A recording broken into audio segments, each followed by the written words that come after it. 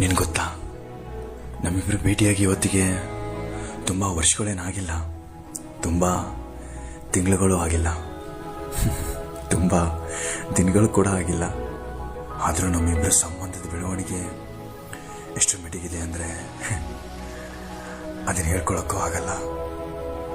ಮಾತ್ಕೊಂಡು ನೀನು ನನ್ನ ಮೇಲೆ ಕೋಪ ಮಾಡ್ಕೊಳ್ಳೋದು, ನಾನು ನಿನ್ನ ರೇಗಿಸ್ತಾ ನಗಿಸ್ತಾ ಇರೋದು ಎಷ್ಟು ಚಂದ ಅಲ್ಲ. ಎಲ್ಲ ಕಥೆಗಳಿಗೂ ಒಂದು ಕೊನೆ ಇರುತ್ತೆ ಅಂತಾರೆ, ಆದರೆ ನಾನೇನು ಕೇಳ್ಕೊತೀನಿ ಗೊತ್ತಾ, ನಮ್ಮಿಬ್ಬರ ಸಂಬಂಧ ಯಾವತ್ತಿಗೂ ಹೀಗೆ ಸದಾಕಾಲ ಹಚ್ಚ ಹಸಿರಾಗಿರಲಿ ಅಂತ. ನಿನ್ನಗೂ, ನಿನ್ನ ಮಾತು, ನಿನ್ನ ನೋಟ, ನಿನ್ನ ನಡೆ ಎಲ್ಲ ನಂಗಿಷ್ಟ. ನೀನು ಬಂದ ಮೇಲೆ ನನ್ನ ಜೀವನದಲ್ಲಿ ಒಂದು ಹೊಸ ಬೆಳಕು ಬಂದಂಗಾಗಿದೆ. ನಾನೊಂದು ಹೊಸ ಜೀವನ ಕಟ್ಕೊತಾ ಇದ್ದೀನಿ ಅನ್ನಿಸ್ತದೆ.